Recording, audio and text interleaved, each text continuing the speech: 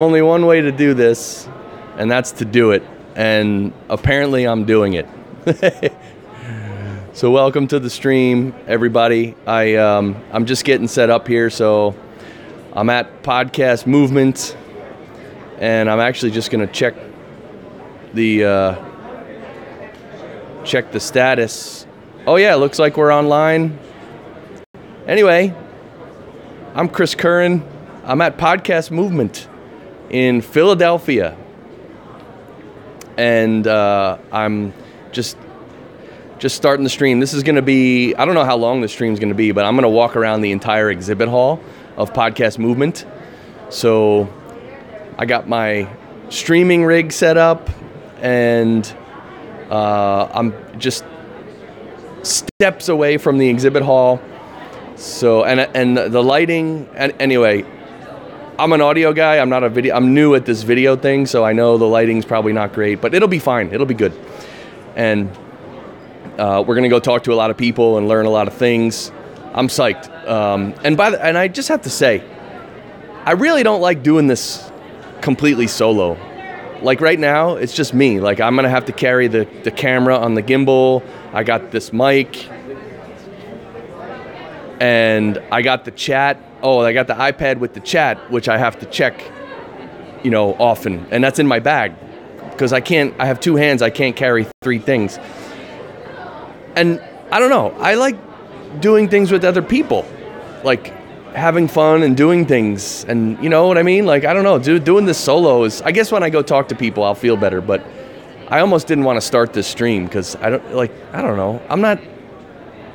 I don't know. Some people can literally, we don't have to name names, but some people can literally turn on a video camera and stream or record a video and just talk to themselves, and they love it. Like, they love it, and they do it every day, right?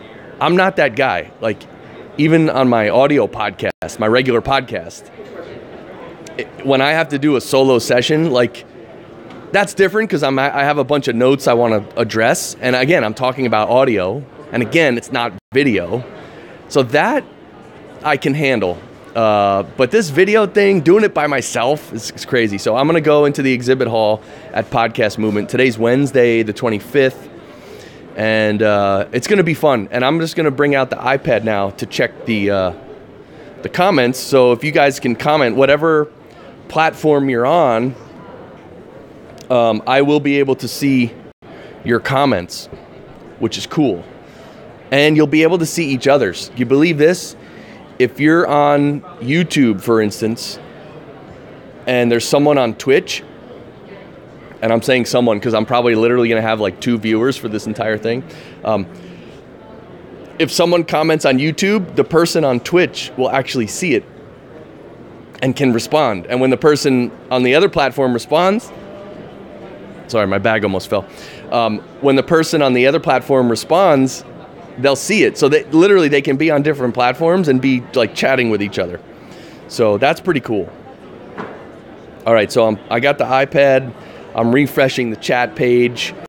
And and so when I'm walking around the exhibit hall, if you have questions, type them into the chat. And see, I don't even know if this thing's connected. I probably should have done this first. Yes, I should have. So when I'm in the chat, when I'm walking around, if you have questions, put them in the chat. But the thing is, I might not be able to look at the iPad like all the time. So what I'm going to have to do is all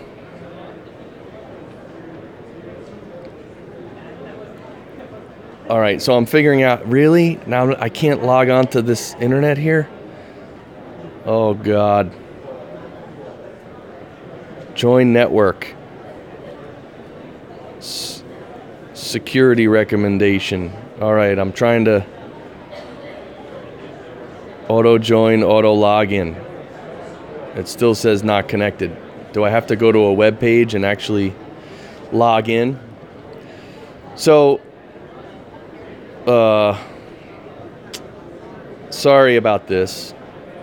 So anyway, if you, one of the things that's going to happen tonight or this evening is we're going to have our unofficial meetup locally here. And it's going to be at a studio down the road, which is called Sounds Like Soma, and it's Zach Haney's studio. And we're going to be there for about an hour and a half this evening, and a bunch of people are coming, so it's going to be, hopefully it's going to be pretty cool. Well, it is going to be cool. I'm just really distracted now. I can't figure out how to, you know what, we'll have to ask someone. Let's do that. Let's go into the exhibit hall, and we'll have to ask someone I'll just hand them the iPad and say, hey, do you know how to connect this to the freaking internet? All right, hold on one second.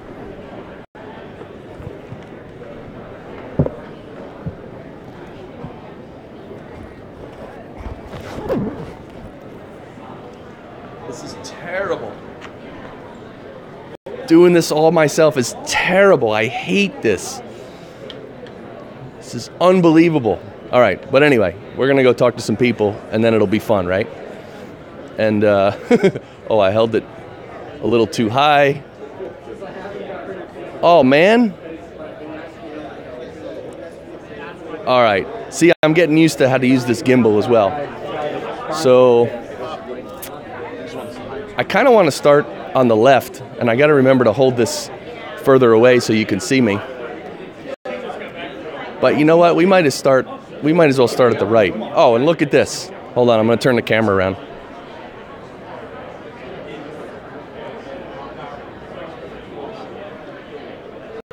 Oh yeah, now you can see. Look at this. Sennheiser.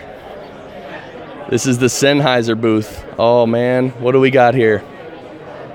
We got, looks like an MK4. Which one is this? This one's an MD42. That's like a little, looks like a handheld. Oh, and they got, which one is this? This is the, that's a Neumann. Oh, that's right. Sennheiser owns Neumann. That's a TLM. Oh, you can't see it. Oh, you can. TLM 102. There you go. Oh, and look, they got a MixPre 6 sitting here too. There you go, MixPre 6. Oh, and look up here on this little boom stand. They got a, what is this? Hold on, I'm going to...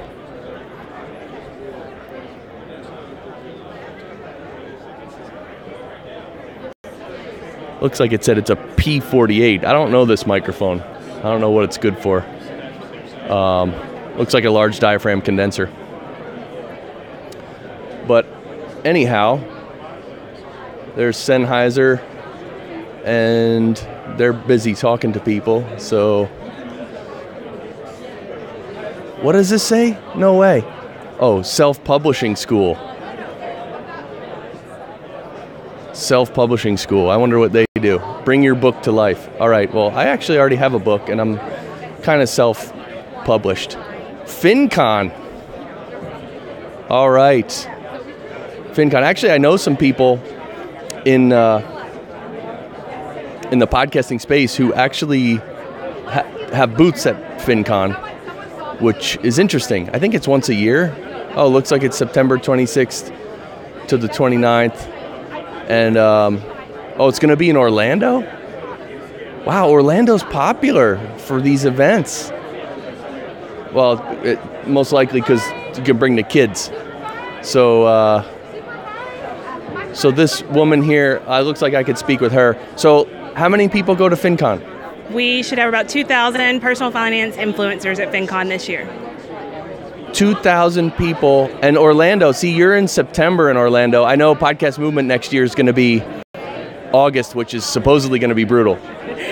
Well, September will be slightly better, but maybe not 100% better. But yeah, it will be better. It is the same hotel that Podcast Movement will be at next year as well. So, okay. Yeah, it's a great conference hotel. Plenty of space to move around, plenty of space for networking, all those things. So, yeah. That's cool. I might have to check it out. I'm always looking for places to promote my podcast engineering school, and although, yeah, it's hard to know if it's a good fit. Like, how would I know if it's a good fit for my company to have a booth at FinCon? Well, a couple of things. One, we are pretty much a digital media marketing conference, and then we happen to be built around the personal finance community. So anyone who's talking about money on the internet, bloggers, podcasters, YouTubers, authors, freelancers. So within that community and within that event, we talk about how to create better content online, promote that content, and profit from that content. And so there is room for you to help them create, promote, and profit from their content online, and to help those influencers reach millions with a positive money message. So, got it. That makes sense. I mean, there's so much of business is online marketing, and podcasting fits into that, and that's great. So, all right. Well, thank you. You're welcome. It's nice to meet you. Yeah. And how do you like your neighbors? These pro podcast solution guys. They're great neighbors. These rowdy guys over here. I mean, look at these guys. Look, there's Daryl Darnell. So, thank you. You know, we're going to have to hassle these people. We're going to have to ask these guys all the hard questions, and I'm going to stamp my feet and whine and cry until Daryl Darnell gives me the lowdown. Yeah, Pro Podcast Solutions, their podcast production company. Daryl, who is the guy on the left with the blue shirt, I know him, well, pretty well over the years in terms of being in the podcasting industry. So looks like they're busy talking to folks. And I still haven't found anyone to connect my iPad. You know what?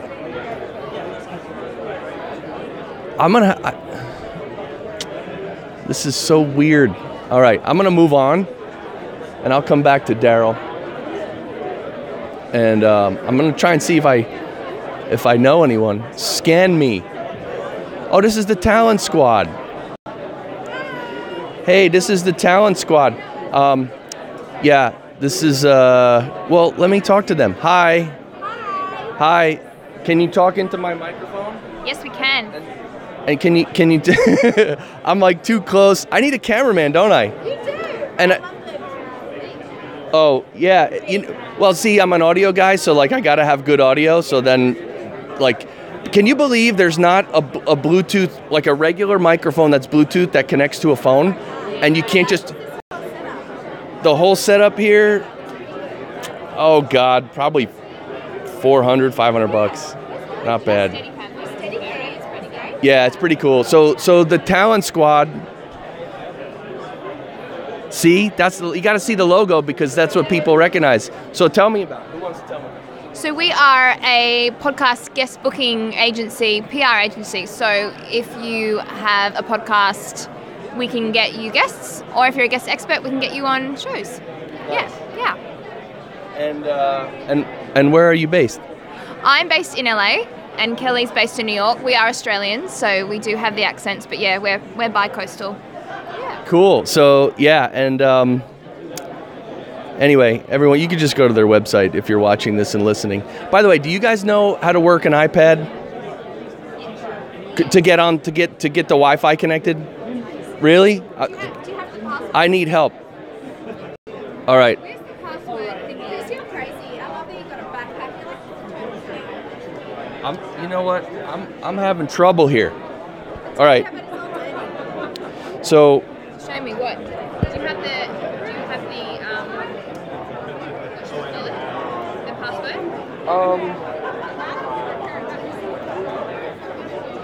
See, I can't even.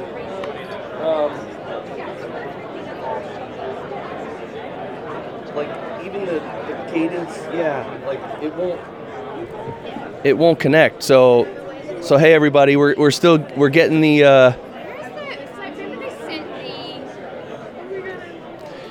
They sent the $2.50, man. $2.50. This is very weird. Like I don't know why. Like on the iPad I can see, and when you tap on it, it like says it's kind of connecting. Is this the password that we were given through Podcast Movement? Because I remember they sent an email with it. Yeah, but where do I put the password? I don't even know where to put the password. See, it just No, it's not Cadence 13. It's Marriott Guest. Have you got guest? You're staying here? no.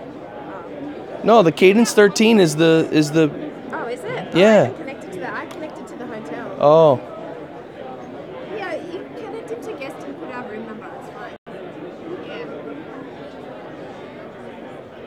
Will that just? Hold on, let's just turn off and turn on again. Okay. I'm gonna come back, Becca. Just have a little. So we're connecting the iPad because you know what? Trials and because I need to get, if you're watching this and listening, I need you to comment live. Oh, you're on Facebook Live. I didn't realize it was live. I'm everywhere live. Yeah. You watch Twitch?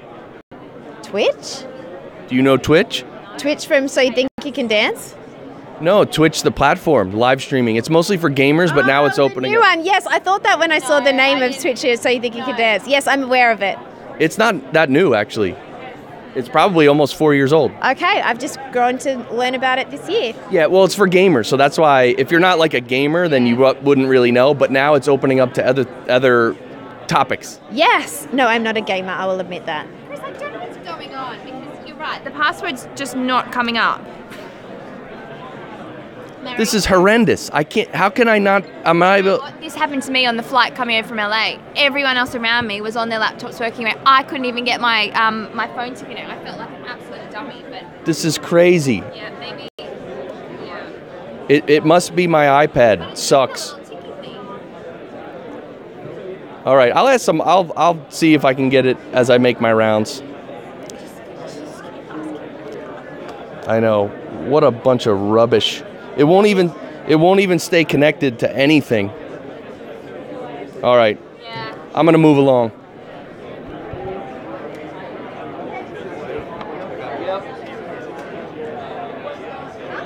Oh no.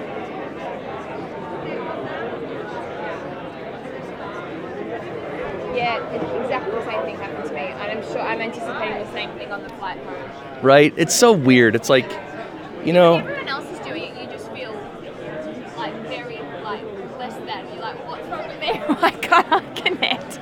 I know, it's very strange. Well, good talking with you. Lovely talking to you. Bye. See ya. Comrex. Oh, I know Comrex. Actually, I don't.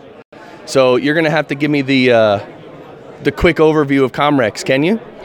Absolutely. So Comrex is a broadcast equipment manufacturer. We've been around since 1961 and we're based in Massachusetts. So we kind of got our footing in traditional radio, television, but we also have a solution that's really great for podcasters. It's called Opal. It's this little box right here. Oh, let me show it. Turn it up. Look at the back. Oh, okay. So basically, you want your guest interviews to be really simple. And so this box allows you to just generate a link, and that's a URL link that you can send to your guests either via text or email. And when you send it to them, it's going to open up a web browser that looks like this. Got it. So if you see, there's a giant button that says connect. Yes. So it makes it very, very simple for them. And it's actually going to be higher quality audio than a standard cell phone call because it's using an encoding algorithm called Opus. And that's built into almost all modern web browsers. So not only is it simple for them, they don't have to install an account or anything like that like Skype. So it's a really great way of making it a simple experience for your guests and also getting high quality audio.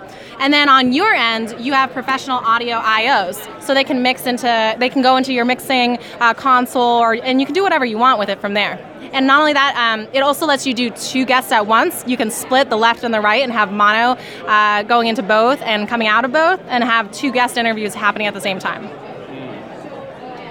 That's cool. So how would you compare it to, let's say, in podcasting, some popular connecting services are Zencaster and Ringer, and even Squadcast is a new one. Do you know how the Comrex, how your app compares with those? Honestly, I'm not really familiar with some of those brands, but for ours, I know that it's just you pay for the hardware and that's it. I think a lot of other services, it's kind of like a subscription-based sort of thing. And also, I don't really know what the audio I/O is for those either. But again, like we come from professional radio, television. If you want it to really sound high quality and have low delay, I would go with Opal. Right. So the difference here is that you actually get hardware with this, and you connect the hardware and use that, and then so it's almost like an audio interface that works with like a web interface. Yeah, so on your end it's hardware, but on your guest's end it's what they're familiar with, their smartphone, their computer, but again, it sounds better than a cell phone. And so how much does the setup cost? So we don't sell direct, but list price, this is $1,700. And then you would go through your favorite audio dealer. I know that one of our audio dealers is here, BSW, but we have a whole list on our website if you go to comrex.com. And who in the podcasting space is sort of currently using this? Is it mainly like bigger shows or bigger companies? I mean, because, the $1,700 price point is going to rule out, the beginning podcasters and people like that. Yeah, and that's one of the things that we've noticed. We haven't been to too many podcasting conferences, but everybody has a very wide range of what they're able to afford. I would say that some of the more popular, some of the Opal customers we have here are associated with a Westwood One, an NPR, something like that. But again, it's a different model. It's a one-time fee versus subscription-based. So eventually you might want to move away from that because it's going to be an ongoing cost, and this would be a great way to do it. Okay, now the important question. Do you know how to connect to the Wi-Fi here from an iPad? I do not. And also, I am not an iPad user. I'm really not either. That's my problem. But it's supposed to be easy. Look, I've been using my iPad for years, really, and I don't connect that much on the road, but it's not that hard. It's just something's going on. So, hey, what's this over here? Like I mentioned, we are traditionally based in radio. This is a unit called Access, and it's an IP audio codec. It's designed for going on location and doing a remote broadcast and getting your content back to the studio. It's very popular with the BBC, NPR, almost all college sports and professional sports. It's very likely that somebody has an Access. Whether it's our new Access, whether it's our older version Access, there's a lot of people out there with this type of unit for professional broadcasting on site. And this is the rack mount version. This is very common actually with home studios. This is also an IP audio codec, but it's a nailed up application. You wouldn't take it on the road. But this is actually really popular with voiceover artists, radio hosts who don't want to go into the studio, and they just want to do it from their house. So they would use a box like this. That's awesome. And I know the people can't see this, but this is my first time streaming live, and I have to just pat myself on the back for my microphone and video skills. Can you tell them how good I'm doing? Oh, fantastic job. The best I've seen thus far. Absolutely. This is great. So thank you so much. Thank you. Have a great rest of your show. Yeah, I'm making the rounds, and I'm learning how to use my camera, and of course I got good audio because I'm an audio guy. Absolutely. Definitely swing by BSW's booth on your way. Yeah, I'm going to actually go there. And you know what I want to do over there is, since they have a bunch of different mics and a mixer and stuff, I want to take the audio output of their mixer and go into my streaming. So then I can test the different mics, and the people can actually hear the different mics. Sounds like a plan. Yeah. So where are you based? Massachusetts. Yes. And do you have a podcast? I do not. You probably have a YouTube channel. I don't, but the company does. Oh.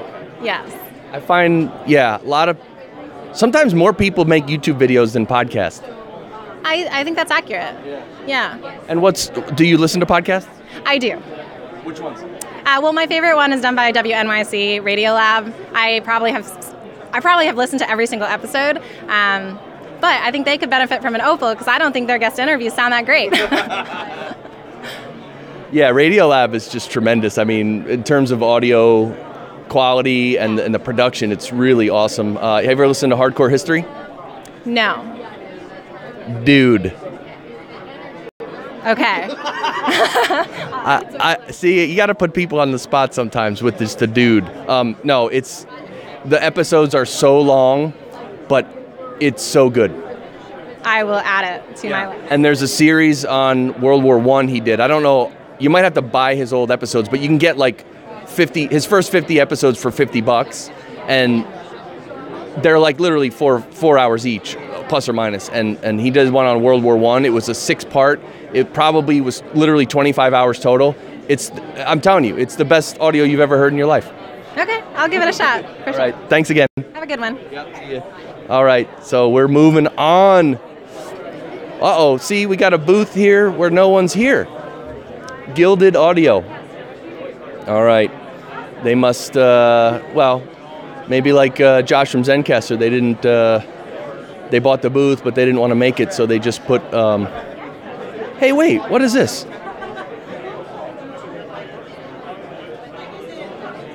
You see this? This is one of those 3D, it even says 3DIO, 3DO. see the ears on both sides? It's supposed to mimic a human, right? Anyway, I think I've seen this on Twitch. People, like, they'll do, like, not ear massaging, but, like, they'll just, like, make little noises in your ears. It's like some sort of therapy or something. I don't know. Anyway, all right. I'm actually going to sit at this table, and I'm going to turn the camera. Actually, I'm not, but you see the whole floor here. I really need to get the iPad set up so you guys can ask me questions. But, this is Hanny over here. I got to talk to him. Yeah, I'm going to talk to him in a minute. And, all right, let's move on. Everything teachable. Your knowledge is valuable. Hi. Is my knowledge valuable? It is valuable. Absolutely. So this is awesome, and I'm trying to be camera guy and interviewer.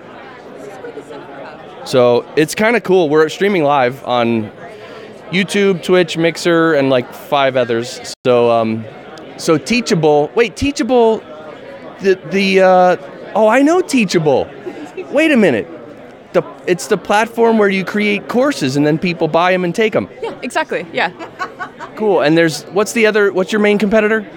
There's quite a few different platforms. We don't like to name drop, so. The biggest competitors are competition for our instructors' time. So a lot of places like, Udemy, stuff like that, where they could be, trying to put their stuff in a marketplace. But with Teachable, they actually control the whole process. They control the content and the pricing. They own the student info. So we have a kind of compelling pitch as to why they should control everything versus putting it on a marketplace.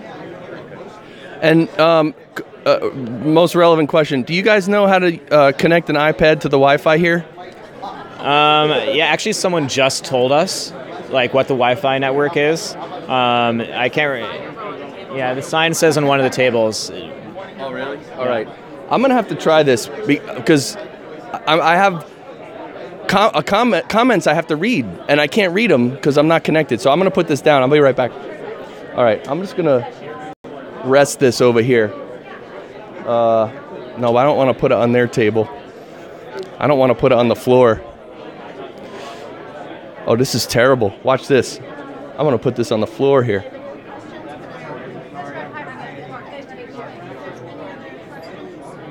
Yeah, so now you guys have a really good view of the carpet. Again, just hang tight and I'm going to get my iPad working so I could see the comments. All right?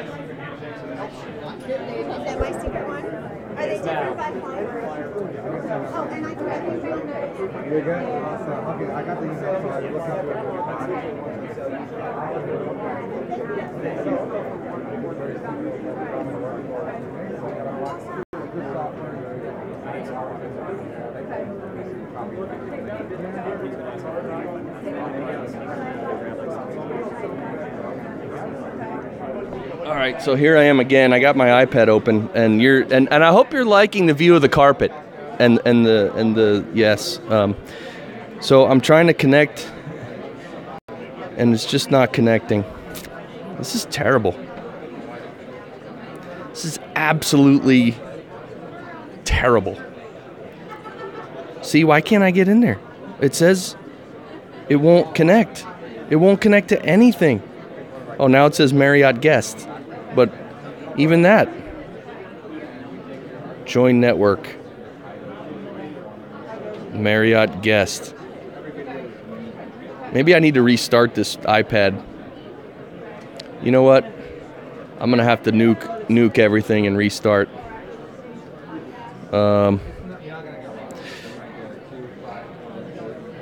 This is weird. Anyway, I just turned it off. And I wish I had like a table. There might be a table over there where I could sit down and I can hang out with you guys as I'm figuring this out. All right, let's do that. All right, we're taking it on the road. I'm gonna go find a place to sit down because this is absolutely unacceptable rubbish.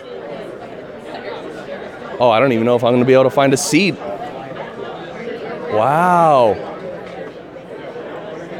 Literally, I'm not going to be able to sit down. Is this true?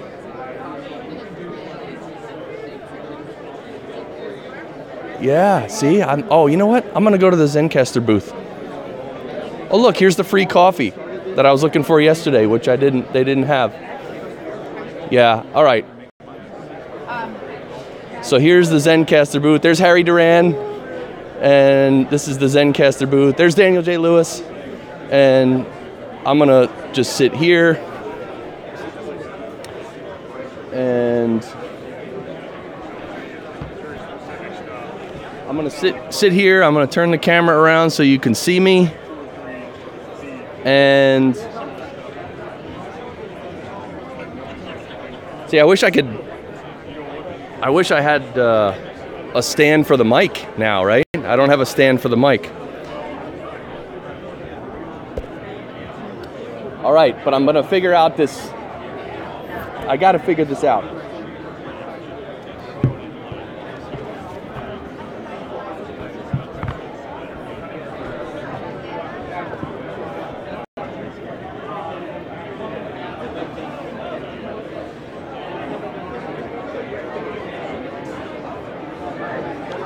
Oh, see, now it's asking for the code. This is actually good. So I think it's hello, oh, with a capital H, hello.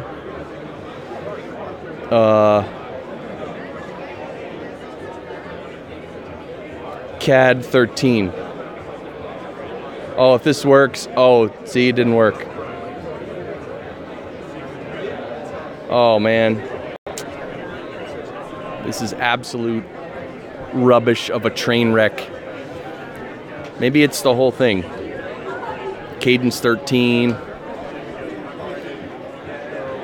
Success? Wait, it just said success. Oh, Marriott guest. Yeah, but do I want that? Well, you know what? I'm connected as Marriott guest. So, you know what? I will take that. I will take that, and I'm opening Chrome. Isn't this wonderful? And I'm going to the chat.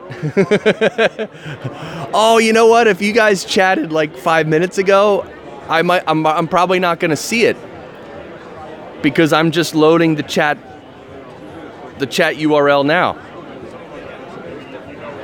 Connected all 8 channels. All right, if you're watching, can you say hi and just chat? Anyway, I got the chat now, so this is good. Now the question is, again, how do I walk around with the camera, the mic, and the chat? It ain't gonna happen. It ain't gonna happen. Hey, by the way, I didn't mention, later today, I think at 3 o'clock, Opie from the old Opie and Anthony show is gonna be on a panel, on a free presentation. So, hey Kyle, oh, good thing you're watching, man. I mean, I'm glad you're watching. And thank you for commenting and letting me know that this works. And yeah, and I hope the stream should be fine because I toned down the quality. And yeah, I'm right across from Shure. I'll give the SM7B a hug for me. Oh, wow. Yes. Bandrew from Podcastage. Hey, you want to? Here, Bandrew. I'll turn, hold on, I'll turn the camera around. There you go. See? There's Shure. All right, I'm going to go over there. I'll go over there next. How about that? And then I'll bring the camera really close to the SM7B, and then Bandrew, well, he can do whatever he wants with with himself locally. If so, yeah. Well, anyway, so Opie from Opie and Anthony, the old Opie and Anthony show is. I want to go to that at 3 o'clock local time, and I want to meet him. Just at least say hi, shake his hand, right? That'll be really cool. And so, stream is much more reliable today. Thank you, Kyle. And yeah, and I'm gonna. Oh wait, I just turned the. Oh no, it's. I turned it so it was almost sort of unscrewing the base of my gimbal here. Yeah, I'm glad it's much more reliable. I put it down to 24 frames per second, 1,500 kilobits per second, and I think 480 instead of 720 for the dimension. So yeah, it's streaming quite less quality, but hopefully it still looks pretty good. And you know what? Yeah. See, so, and then there's, all right, so now I'm going to continue walking around, and now that I have the iPad connected, hopefully next time I open it, it'll be there, and then I'll be able to see your comments. All right, hold on a second, then we're going to get back on the road. Hey! I know, I need a camera guy, but I don't have one. So I'm trying to do too much as usual, right? Recipe for failure. Try to do too much. Right? So we could talk to Tom now. I'm going to zoom in on your... See, Tom Schwab, interview valet. The one and only. The one and only. Look at this. This is Tom Schwab and his booth. You know, this is going to be archived for posterity, Tom. So we need to get the clear shot. And so interview valet, give us the pitch. Sure. So we work with inspiring thought leaders, coaches, authors, speakers, brands, to get them on the podcast that their ideal listeners are listening to. So we work for our clients. Everything we do for the podcast host is free. So we provide great guests that are vetted. They show up with professional sounding equipment. In fact, we're raffling off the equipment here that they use. They're trained. They show up on time, sounding great. They promote all the episodes on social media because we do it for them. And our goal is to make it easy to say yes to an interview valet guest. That's awesome. And I've often thought of, for my show, for the Podcast Engineering Show, to use a service like yours because, but like my show is so niche that it's sort of hard to find people who want to talk about like the hardcore audio engineering aspects of podcast production. So, and maybe somebody needs to start the interview valet for that vertical. Really, we focus on 3 verticals. So it's business, faith and spirituality, and health, nutrition, and wellness. So when we get people that come to us, it was a comedian, and he's like, this would be great. And I'm like, podcast interview marketing will work for you, but that's not a vertical we're in. And he's like, but I want to work with you. And I said, find another 24 comedians that want to do this, and we'll get into the comedy vertical. So he's out there selling it for us. That's interesting because, right, what I just said was it's the recipe for failure. Try to do too much. So it's good that you're not trying to do too much. You're trying to be really good at what you do.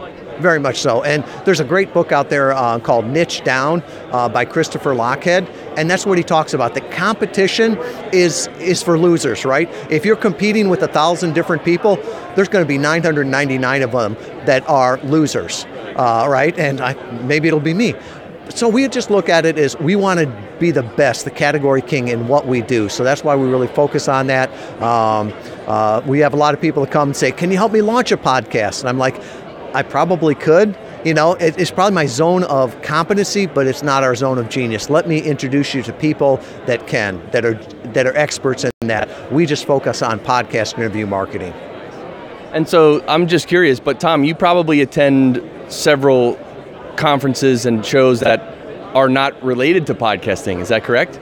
Very much so. I mean, we come here to meet podcasters, to build a relationship, but most of the the conventions we go to are authors, speakers, coaches, not podcasters. Right. All right. Well, Tom Schwab from Interview Valet, thanks for chatting with us. Thank you so much, Chris. Yeah, and so Tom's booth is right next to Zencastr, and so this is live, by the way. It'll be recorded as well, but. This is on YouTube, Twitch, Mixer, a bunch of others.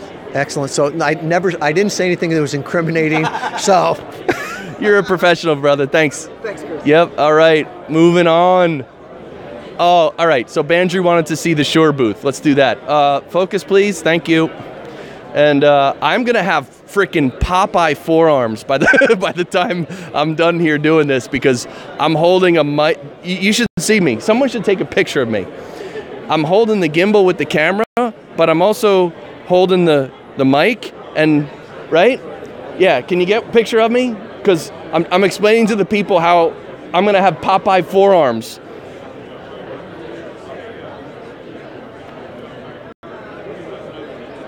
All right, cool. Yeah, so, all right, so I'm going to come to sound devices next. But I'm going to go to Shure right now because Bandrew wanted to see, watch this. So I don't want to zoom in too close, but there's your SM7B right there. See, what a workhorse. What a workhorse of a microphone. What else do we got here? Oh, I got to pan down a little. So what is that, like on the far left? It's like a little stand for an iPad or something. That's pretty cool. It's got the Shure headphones. And then down here, we got the MV5 on the left and the MV88 on the right. So the MV88 is that little guy. Do they come to you? Yeah, oh, there it is. iOS stereo condenser mic. Oh, it plugs in right into your iOS. All right, cool. And the MV5 is a condenser. Oh, that's a little desktop condenser. I wonder how the mic rumble is on that. And, of course, what is this one here? That's probably the 58. Is that a regular 58? Yeah, of course. The workhorse, the classic, what else are you going to say about the 58? And then here we got the, what does it say, 575LE? 575. So this is for the 75th anniversary of the 55, the Super 55, the Elvis mic, everybody knows.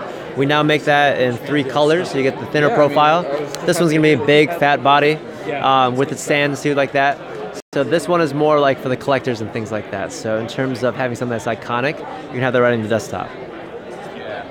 That's cool. And what's this one hanging up right here? It's, see, it's on a stand, the headphones, and what is that one? That's the MV51. MV51 is a large diaphragm condenser microphone. It comes with its own kickstand, but it's also, you can screw off the end, you can mount it on a boom stand, on a normal mic stand, but that one's going to capture a big wide area. And if you look at the display on the front of it, it actually can control the gain, the headphone output. It has a bunch of preset modes for speech, singing, capturing guitar. However you want to use that thing, it's going to be a workhorse in a quieter room. So condenser microphone, as opposed to the 58, which is a dynamic microphone. Yeah, sorry about the focus. I was trying to zoom in. It was not very focused. And here's the one for Bandrew. All right, Bandrew, take a screenshot, pin that up on your wall so you can roll around on your bed thinking about the SM7B. Was that good? Yeah, it was pretty good. People, that is the gold standard, and it kind of became so. Just that comes from the pro audio space. So it lives best in a studio environment, but it's an awesome live mic, great for broadcasting. Everyone uses it. I've just noticed all the other companies on this floor are using that microphone too. Michael Jackson actually recorded Thriller on that same unit. So in terms of, well, not that specific one, but the same model. So in terms of capturing just like that warm, tonal signature sound, that's going to be the standard for that. Okay, now show me these. What are these, like iPad holders and stuff? Like what is it? Those. That's from Amazon. Oh, okay. Indeed, yes. But we do now have the Manfrotto stands that are kind of branded there. So what we're showing here is how you can take all of our microphones from something like an MV88, which is just plug and play, to our mid-series, up into like our big bad SM7B, and still have the benefit of using it mobily. So with our audio interface, you can connect an XLR microphone right into your iOS device. You get multiple cables with all of these, so you can plug it right into your computer, to your Android device, and to your Apple device. So you can really kind of use anything that you want with what you have. Okay, so this one you pointed at in here, this is the audio interface? Yeah, that's our MVI, so it's a single channel. It also has a 1/4-inch input, so you can use an XLR microphone, or you can use a 1/4-inch cable. So if you want to record guitar straight to your computer or straight to your phone, you can use that device to do that as well. Did you send Bandrew Scott from Podcastage some of this stuff so he can try it out on his YouTube show? He's a very famous YouTuber. You guys should send him stuff and he could try it. If he reaches out to us, I'm happy to send him some gear, so please. He's a monster on YouTube. He's tremendous. It's awesome.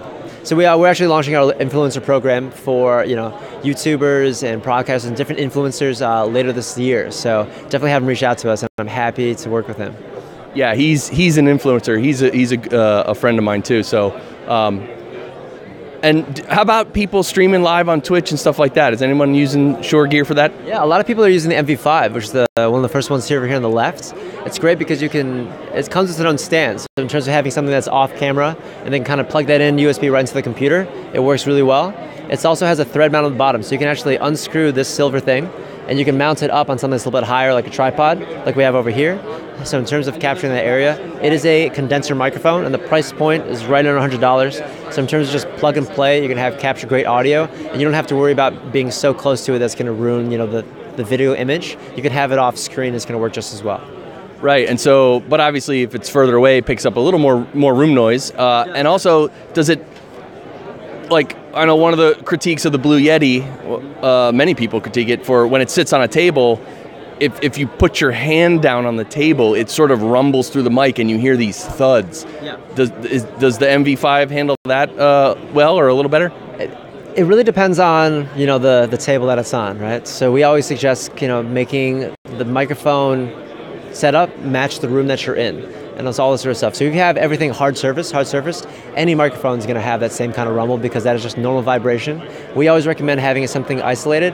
So while it does come with its stand with a little bit of foam on the bottom, I would always say if you have that problem, separate it from the actual table. Perhaps use a boom, something that's a little bit more stable or separate than the actual thing. That way when you're banging on the table, it's going to be a little bit separate. So this, luckily it's thread mountable, and you can mount it on anything that has like a tripod stand. So anything from a gator stand here is a little more sturdy to a normal tripod. You can even have that off camera. It's a condenser mic, so it's going to reach a wide area. And if you have it off screen, that's going to work just as well. Yeah. Could you reach, this is an odd request, can you reach into my backpack and pull out the iPad? You promise it's just an iPad in there? It's just an iPad. Oh, dude. The big one that's open. Right. Yeah, it's right there. Yeah, because I know I want to look at the gopher in here. You want me to leave the gopher in there? Leave the gopher. Okay. And we need to just refresh that page. This page? Yeah, because, oops. Do you have data on this iPad? No, it's Wi-Fi. Okay. So, yeah, we're looking at the comments. Oh, no, that was the Chrome page. You got it? Look at you, man. You're zooming around on an iPad like a maniac. It's a perks of being a millennial. We kind of grew up with these in our hands, so we know all about it. I've never seen that. Oh, but see, now it refresh. So here's my problem. When I open up the iPad again to check comments, it won't show the old comments now. Okay, so I think a lot of that is just... Which sucks. The way that you have your notifications set up. As soon as you exit that, it's not going to load things anymore because it's trying to save you battery. Oh. So I would say, and so you notice how it had disconnected from the Wi-Fi? Oh. That's why. So it's reloading, connecting to the server again. Yeah. And then it's just going to do what's new. It's not going to show you what's new. And I think a lot of that is just based on the restream that you have on. Just the nature of that setting. I would, instead of the guest network, there's a network here that you could connect to. Man, I know the cadence one, but now it's not showing up. Did you already connect to it?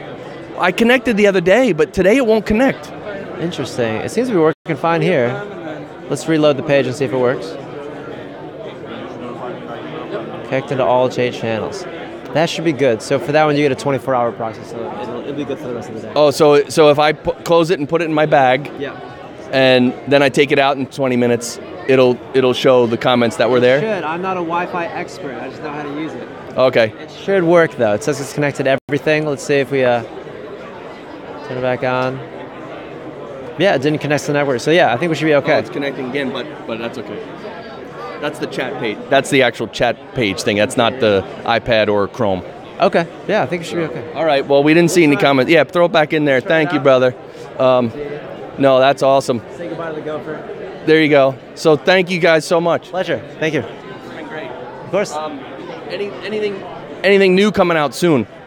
Nothing that I can speak of specifically because I'm not in that department, but definitely come visit us at CES next year and we'll have some new stuff for you. Cool. I went last year and CES is huge. Yeah. We're going to have a 2-floor booth. It's going to be a big behemoth. So. Wait, a 2-floor booth? Yeah. Definitely come see us for there. There's going to be a lot of, we're going to bring in all the toys out. Anything from our pro audio side to our consumer side, like we're bringing the entire family. Oh, cool, man. All right. Thank you, Michael. Well, absolutely. Pleasure to meet you. Yep. See ya. All right, moving on. And by the way, I have to put this down because my left hand, like, you know, when you're doing like some exercise or something, or you like, I don't know, like my left hand just started to like wiggle and shake because it was so tired from from holding that up. I can't hold it up anymore. So I'm done. Someone look at the clock, and you know what? I'm gonna turn the camera around. Someone look at the clock and figure out how long I've been streaming and how long I was able to hold the camera. God, I don't think it says on my screen how long I've been streaming. So anyway, so now I don't know what to do because my left hand is toast. It's literally toast. I can't carry this gimbal anymore and the mic. And ask my interview guests to take the iPad out of my bag and connect it and look at it. This is ridiculous. I need a cameraman. Seriously. I need to recruit somebody. All right, let's go find a cameraman, right? Let's do this. Enough of this blank. All right, I'm actually gonna switch hands. Oh, but still my left hand is tired. Oh, the troubles of a streamer. All right, I'm sorry I'm whipping you guys around. We really just got to find somebody to be my cameraman. And it's obviously got to be someone I know. And, well, here's all the people.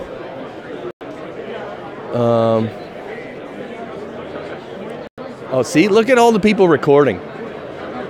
See, they're sitting there. Oh, you probably can't see them, but it's so cool. People just whip out mics and start recording and everything. Oh, see, there's some coffee. I wanted to get some coffee. Now I know why people, they don't have a separate mic. They just mount the mic on the camera and deal with crappy audio because you can't hold everything. I must be an idiot to think that you could hold everything. And I can't see the comments. This is terrible. Oh, there's Mike Russell. Oh, we got to talk to Mike Russell. But yeah, so I'm not seeing anyone. I know, I went down this aisle before. Sorry, I'm whipping you around. There we go.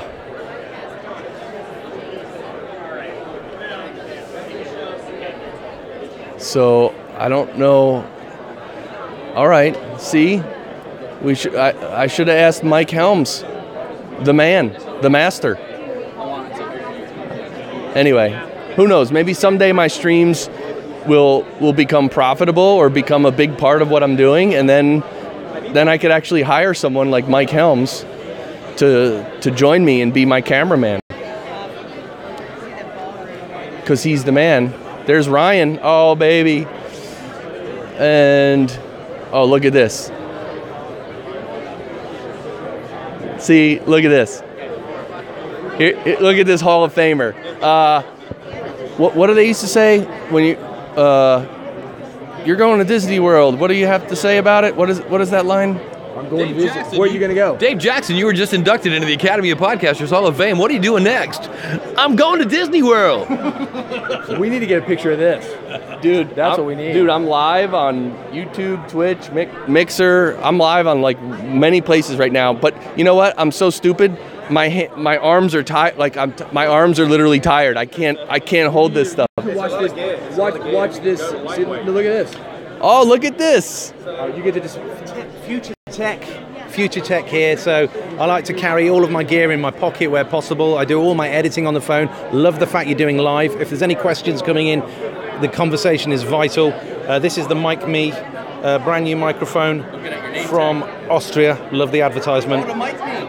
You know it. I've heard of it. Yeah, we've just been doing some wireless audio straight to here, soon to be integrated with live streaming platforms, plugged into the API. So your arms should get a lot more rest. That's what I want. That's what I wanted, but no one does it yet. No one does it yet, but it's going to be out soon. There'll be a few people doing it soon, but these guys, I think, are a little bit ahead of the curve. I literally looked around. I'm not joking. I looked, and of course David Hooper here as well. I looked around so hard for a microphone that I could hold in my hand that could connect to my phone Bluetooth, and I could just hold it and walk around. It does not exist. What the F? Until now. It's here. We're blowing your mind. And in B&H, actually. But I'm not connected. Just want to say, I'm not being paid by the company to say this. I'm just a very loyal fan testing their equipment. They did pay for me to come here, though. Podcast Movement 2018. There you go. That's the Mic Me. It's about $400, right? Yeah, it's actually on Kickstarter at the moment. They got Indiegogo. They've got a cheaper, slightly smaller capsule, $199. Until when it comes out, it'll be $250. So they do a less memory version. Cheaper capsule, is it still condenser? Still condenser, still broadcast quality. Yeah, because condenser at times can be a little bit of an issue, but obviously certainly sounds better than dynamic. It stops me having to cart a table and massive studio mics around the world. Every hotel room becomes a podcasting studio. That's awesome. The Mic Me, M-I-K-M-E. That's what it is. So, and you guys know anyone who wants to be my cameraman for maybe 20 minutes? You need a chiropractor is what you need. I need something. So anyway, oh look, this is a Libsyn booth. I haven't seen this yet. Oh look, and there's Rob Walsh. Look at him, Mr. Green. All right, here's the Libsyn booth, and you know what? My card should be up here somewhere, but Libsyn does this. They put out, if you're a Libsyn customer, you can put out your cards on the table, and then you put your card, and so you get promotion for your show, but then you can choose other people's show, like you can just pick cards of other shows that you might be interested in listening to. So I'm sure my cards are here somewhere, but I don't need to find them. That's okay. Yeah, Libsyn. All right. This is about over. I'm serious. I can't hold the mic and the camera anymore. This is really weird. Am I the first one ever to suffer from this problem? Maybe I'm the only stupid one. Okay. What is this one? It says Padcaster. Really? Padcaster? Interesting. Oh wait, they got some equipment here. Oh, this is like a little,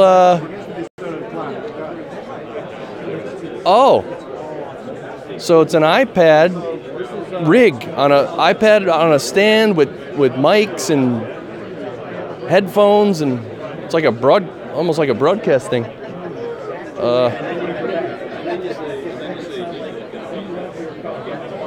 This is pretty cool.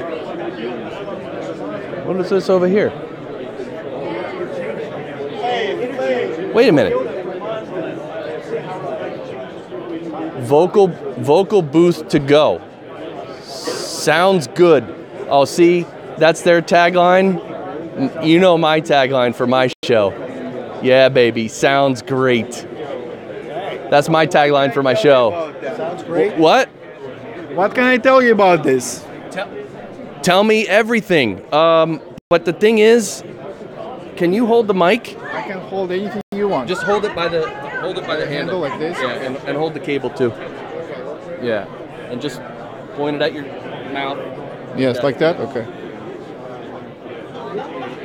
All right. So tell me about the Vocal Booth to go. All right, Vocal Booth to go. We do the mobile product that are very efficient.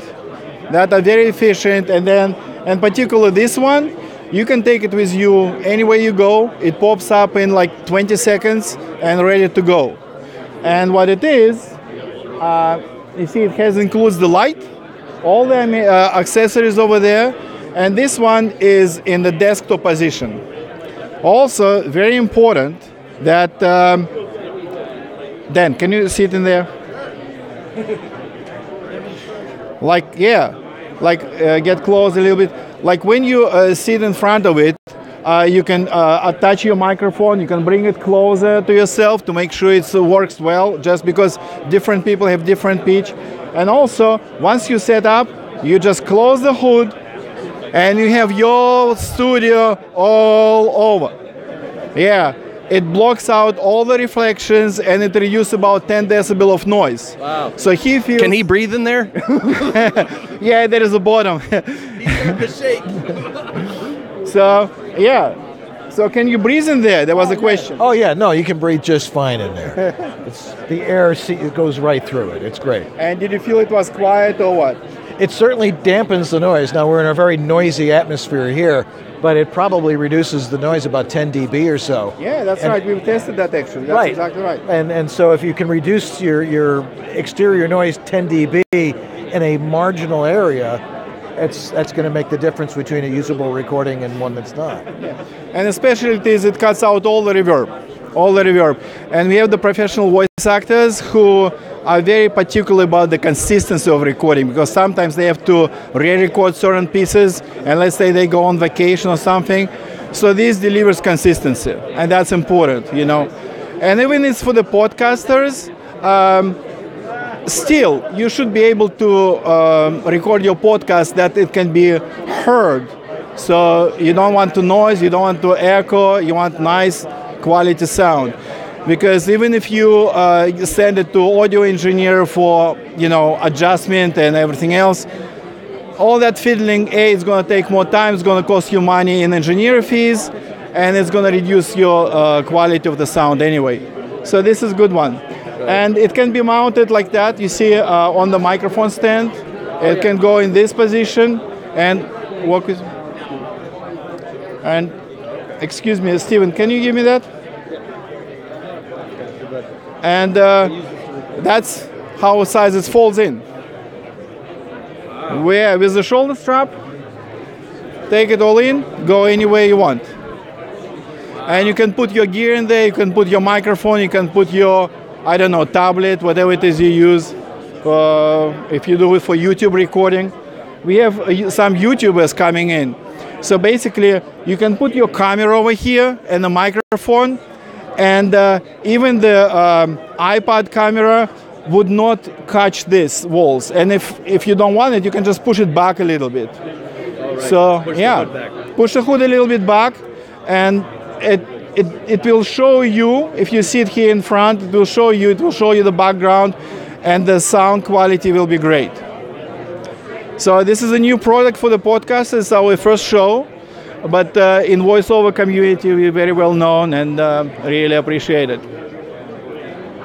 All right, thank you very much. Thank you. Yeah, so vocal booth to go. There you go. That was great. I'm glad we did the little tour like that. And then I could hold the camera and you hold the mic. It's really nice. Yeah, I can hold the mic sometimes. So, all right, thank you. And this is, well, it's live now, but it'll be on my YouTube channel and Twitch and all that as well, so.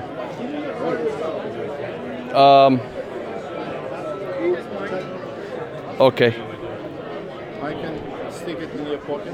I got it. That's okay. Yeah. No, good. I'll email you. Yeah, send me the link. Thank you very much. Yeah. That'll be good.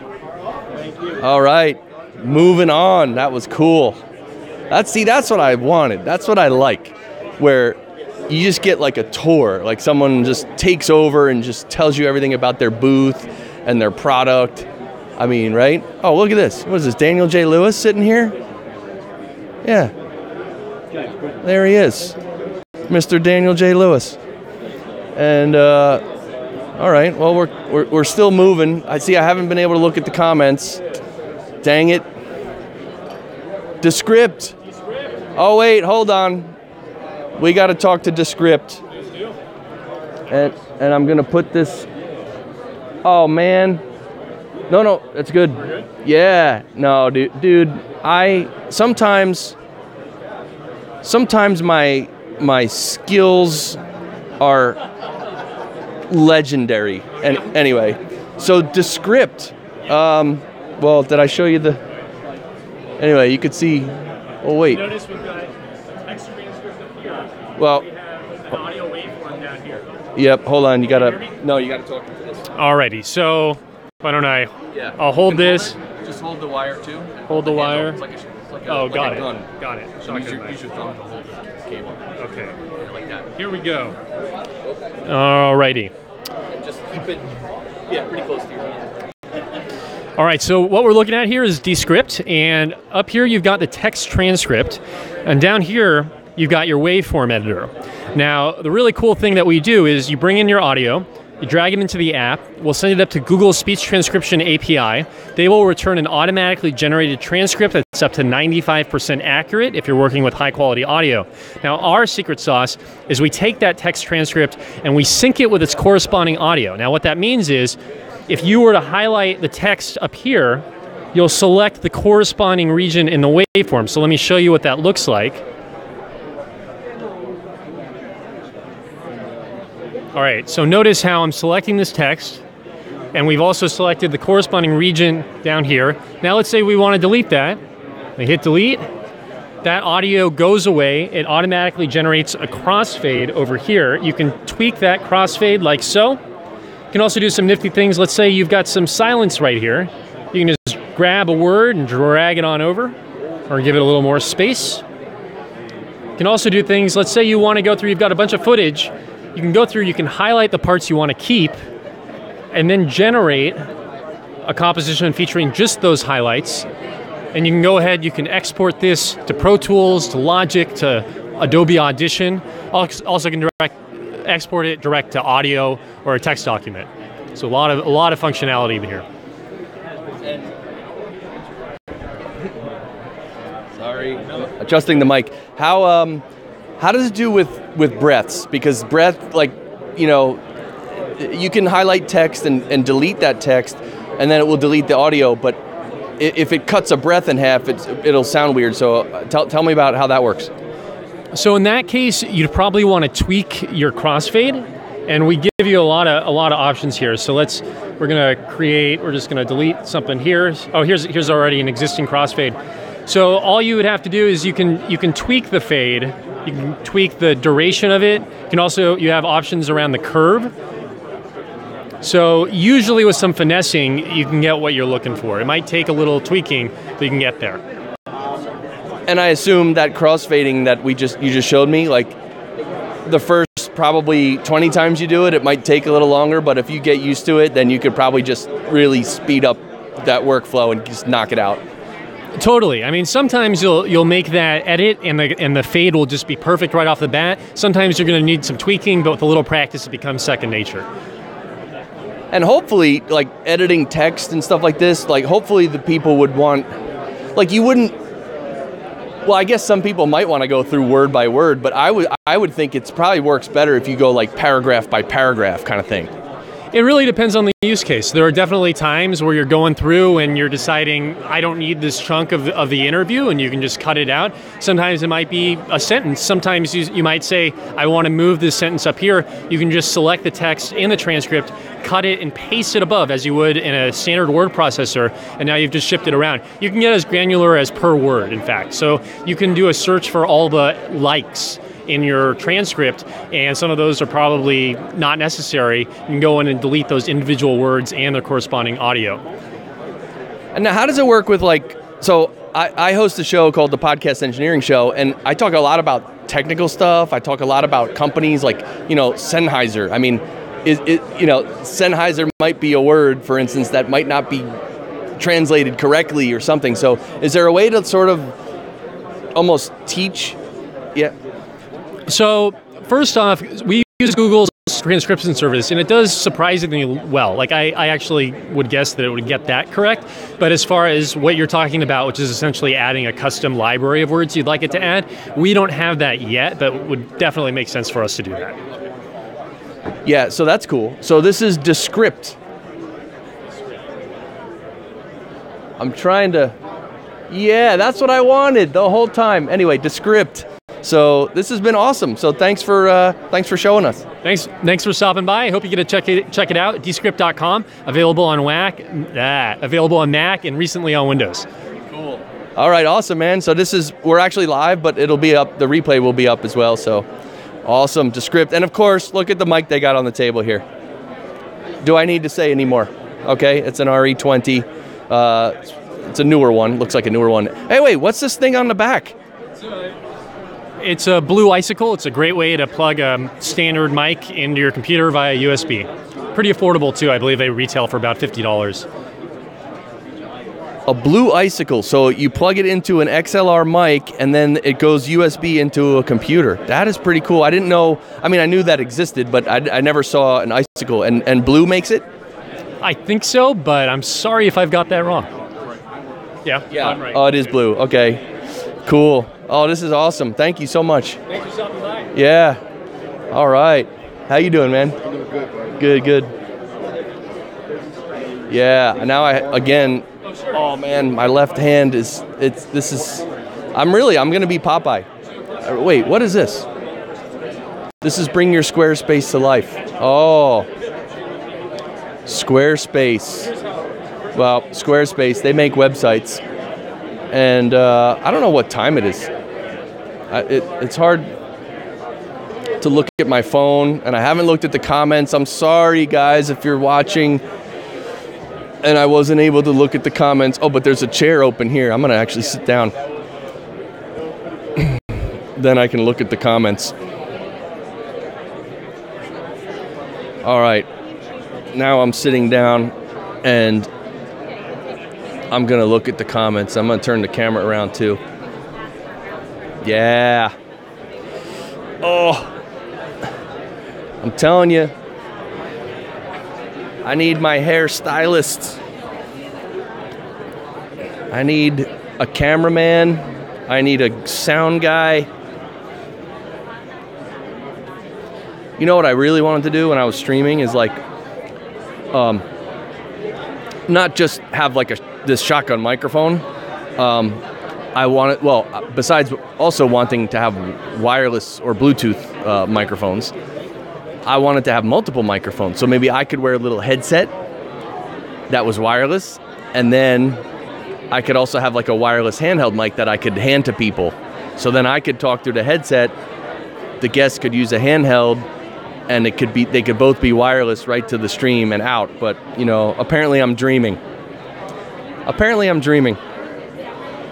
All right, so if you guys are still watching, now I'm looking at the comments. So I'm gonna monitor the comments for a little bit. I'm gonna try to see what time it is. 1:28. So I don't know how long I've been streaming. Probably like an hour. So this is kind of cool. 1:28. Yeah, there's still. I mean, I literally probably went to like 3% of the booths. So.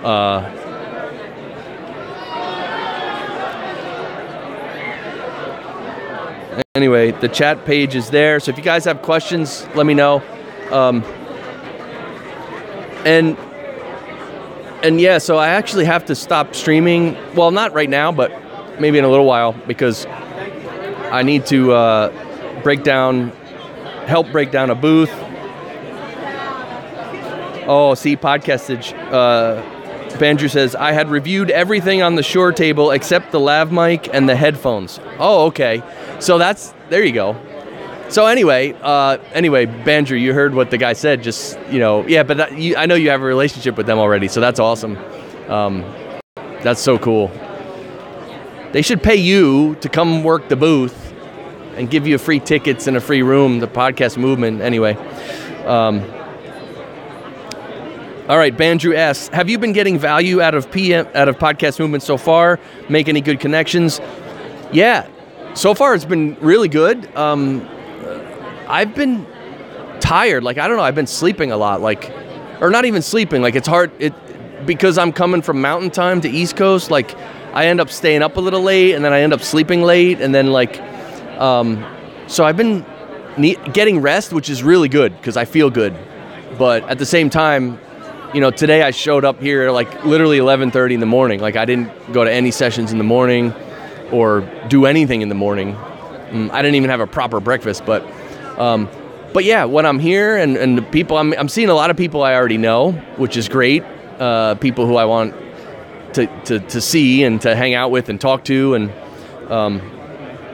also, you know, and I met a lot of new people as well. And so the meetup that's today, the Podcast Engineering School meetup that's later today is going to be awesome, because a lot of people are going to be going to that. And I'm actually going to be streaming from there later as well, which we'll see how that's going to go. But hopefully I can actually just set up the gimbal and the camera and then just have people sit next to me while I while I talk to them. But also in the studio, I'm gonna do what I'm doing now in the actual studio where we're going. But yeah, so the value I'm receiving from Podcast Movement, I mean, it's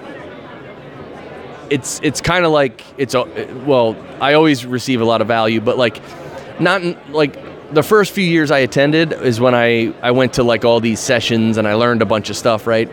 And literally, I think for the last 2 years, I don't go to any sessions. Like in fact, last year I had a booth, so I couldn't really see anything. This year, I still haven't gone to one session, not even the keynotes or nothing. And again, not because I know it all, but just because I'm actually trying to stream. I'm meeting with other people and stuff. So extreme value. I mean, for me, being in this industry and growing my school and growing my production company, this is like this. I almost have to be here, but I love it, and I love meeting all the people that I know and building the relationships. That's the relationships are the key thing, because like you can meet someone once, and you could even talk to them for like a half an hour or even an hour, and have a great conversation.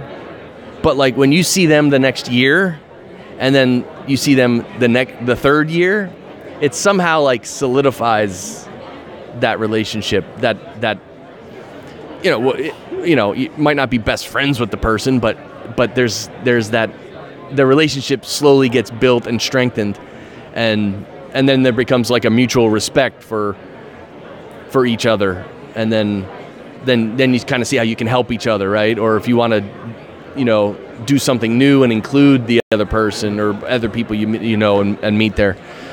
So that's where it's really at. I think I'd even get more value like if I knew how I was going to market my school. Like if I actually had a marketing plan and I was doing something. I guess you could consider streaming like marketing, but I don't know. I need help marketing. I need serious help. I need someone to just say, okay, Chris, just step away. Let me handle this. And then someone just do that. But anyway, Bandrew says, is your main focus gaining clients for your production company, or is it looking for students? Yeah, so for me, it's mainly meeting people that might become my students. Getting clients for my production company is that usually doesn't happen here at all. Like, and I might meet some people and get some connections and stuff, but typically production clients, for me anyway, have just sort of found me usually on LinkedIn, believe it or not, and then they just approach me and they're like, oh, well, we need a podcast, and they'll look around and they'll see that I'm one of the more professional and more expensive services, and then they'll call me, and then I'll take good care of them, and that's how that happens. And like I've said many times, I don't have 1 million clients. I could count my clients on my 2 hands. So the production clients, not so much, but students for the school, definitely. And, that's one reason why we're having a meetup tonight as well, is to, get some people to come by the studio and hang out so I can meet them and they can learn more about my school. Not that I'm going to do like some sales pitch or anything, because I'm not, but I do want to get everyone in one room and basically say hello and say thank you and, just address all the attendees for like literally maybe like 2 minutes. And in that, I want to obviously mention my school. So for me here, it's about getting students. Last year I had the microphone test drive booth, and I had my, literature and stuff. So last year I got a small handful of students. This year, it's more meeting people, and I've met so many people who, once I tell them about the school, they're like, oh my God, I need that, I want that, what's the website and all that. Who knows, maybe I will have met people that become my students and enroll in podcast engineering school, but maybe not, or what typically happens, because when someone first finds out about it, they love it and they look at it, but it's weird. It takes time for the whole idea of going to podcast engineering school, it takes time in their brain to like marinate and sort of really sink in. And so sometimes like 3 months later or 6 months later or 9 months later, that's when they end up signing up. Because they see it at first and they love it and they think it's a good idea, but they don't know how it's going to fit into their life. And then a while later, when they figure it out, then they sign up. So it's kind of like a long-term sales process. I guess that's the technical term for it. But anyway, I'm so glad you're asking some questions, Bandrew. And I'm going to put away the comments, and I'm going to move on. I'm going to move this train along the track and go over to, I think I'm going to go over to BSW or, well, Sound Devices is there too. I'm going to check them out. So, all right. And then again, and maybe I could find a camera person, right? Wouldn't that be great? Oh, there's Chris Kremitzos. So if I find a camera guy, then I can bring out the iPad and I can monitor the comments live, right? Because then I'll have the iPad in one hand and the microphone in the other. Yeah, baby. All right, so I'm going to no, I don't have to put the mic down. I can just put my bag on.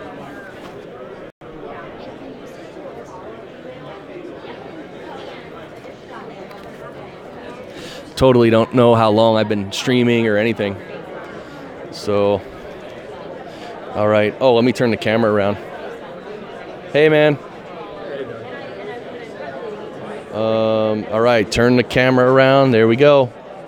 And let me double click the bottom button on the Zune handle, and it actually makes the camera point like directly, is that horizontal or no, vertically 0 degrees. Is that what you call that? I don't know. But actually I do like to point it slightly down from that. So here's MXL. Yeah, this is MXL. Oh, look at this mic. Oh, let me get the background. Oh, see, is there really a blue light in there? Look at there's an MXL mic with a blue light. Oh, it says Blizzard MXL Blizzard 990. I don't know if you can see that. You can't. The focus doesn't. I don't know if it's my phone or if it's just zooming in that close. It doesn't seem to focus very well. But yeah, MXL. All right, there you go. MXL with the blue mic. And here's BSW. Look, they got this whole thing. They're sort of doing the whole, kind of doing like a microphone test drive thing, similar to what I did, but not as macho. Let's put it that way. I could safely say that. So here's yeah.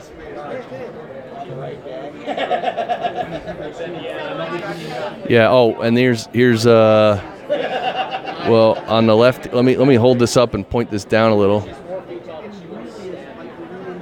There we go. So on the bottom left, you got the Heil PR40. There you go. And then you got the RE320. Then you got the RE20. Then you got the oh God, which one is that? It's the AKG. We still get radio people calling us. Hey Brian, what's the one on the end here? On the right, yeah. That's the Audio-Technica BP40. Yeah, the BP40, that's right. I forgot the name. That's the BP40. That's the one that, was it? Yeah, it was last year when Michael Stelzner from Social Media Examiner came through the microphone test drive booth. When he got on that one, the BP40, it sounded awesome on his voice. So that was that. There you go, and they got a couple mixers out here. That's the Studio Live AR8. That's a PreSonus mixer. Looks all right. And over here, what do we got? The Z10. I'm gonna angle that down a little more. There you go.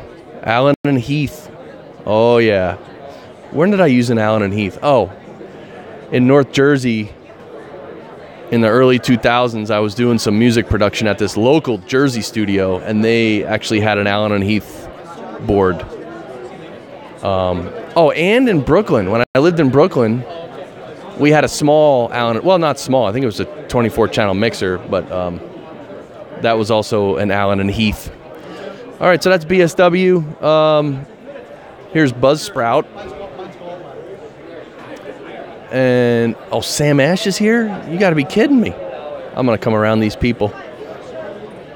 I'm going to get the whole, look at this. Right? This is the Sam Ash booth. I didn't know they would be here. And Andrew. I'm going to zoom and run up to it. Oh, yeah. And here's the real thing. This is a Samson CO1U Pro. Oh, let me tilt it down. Oh, there we go. Oh, they got headphones. They got cables. The Rode. It's a box though, but it says a Rode NT1 and A1. Right, the NT1 is supposed to be a pretty good condenser mic, like a studio condenser. Over here. Oh, look. Do they have a Focusrite 18i20? That's what that red box is under there. And these guys are here talking. There's some Samson stuff there. There you go. Yeah, that's an 18i20. That's actually the 8 XLR input. It's an audio interface with 8 XLR inputs, which is awesome. That's the red 1 rack space unit there. And what's this little mic on the side here? Right? What is that? Looks like a spaceship taking off. I really don't know what that is. All right. Well, there's no box for it. All right, my hands. Oh, wait, look, they got a mic. Do they have like a little test drive thing set up here? Oh, no, they're just showing that foam piece. It's like a semicircle foam piece. So what you do is you come up here and you do your voiceover. You talk right into the mic through your pop filter. And this foam, let me zoom out so you can see the whole thing, right? The foam absorbs a lot of the sound so it doesn't reflect back. So I think like for home voice, I don't think you would use this for a podcast, because the thing is, like, when you're using this, you gotta have, it's like you're putting your face into a big thing of foam, right? And you can't see anything, right? You can't look at a computer screen when you're like 5 inches from foam, right? Your face. So that's the thing, like, that's why mainly voiceovers do it, right? Because for voiceovers, you only have to talk, you're just recording some copy. So again, but I don't know how you would read the copy if your face is inside this foam. So anyway, I'm sure it's doable. I've never done it, but certainly for podcasters, most podcasters don't use that kind of thing, unless you're just doing like a monologue, right? And you're on the road or something. So I've heard some podcasters do get that set up for on the road and stuff. And then they got this like burgundy color foam here, which is kind of interesting, right? It's almost like it's a stand on a table that's holding up a piece of foam. So that's kind of cool. So you could actually just, let's say you're in a desk or something and you just want to have some foam like on the side just to catch some reflections. That's pretty cool. All right, let's keep going. Yellow Tech. Oh, they make a boom arm. Hey, there's Chris Krimitsos. Hi, Chris Krimitsos. We're streaming live. How's it going? Say hello to everyone. Hi, everybody. So, I was just telling them before, Podfest is in next. Tell us when the next Podfest is. Hand the mic over. Podfest, March 7th to the 9th in Orlando, Florida. We've reserved 60,000 feet of ballroom space. We're excited. We're here with our friends at Podcast Movement, meeting amazing people. So what's really cool about our community is we all collaborate, and a rising tide lifts all boats. So it's really awesome. Yeah, that's what I love about Podfest and Podcast Movement is you guys work together, and it's just one big community, it's one big party. So March in Florida. I like the sound of that. Listen, March is prime time. The weather will be perfect. We'll be looking forward to it. It's going to be awesome. Cool. All right. Well, there you go. So, and the website is podfest.us? Yeah, podfest.us or podfestexpo.com. Either one will take you right to the right place. Cool. Yeah, thanks, Chris. See ya. Chris Kermitzos. No, this mic is an Audio Technica. 8035 shotgun mic. 260, 270, but it's really good. Yeah, it's a really good mic. So I was just telling him what I was using, and just wanted to pan down here and look at this. Look at what Yellowtech has here. I'm totally struggling to hold this freaking gimbal with one hand. I'm trying to prop. This is so dumb. Bandrew, can you come here and be my camera guy, dude?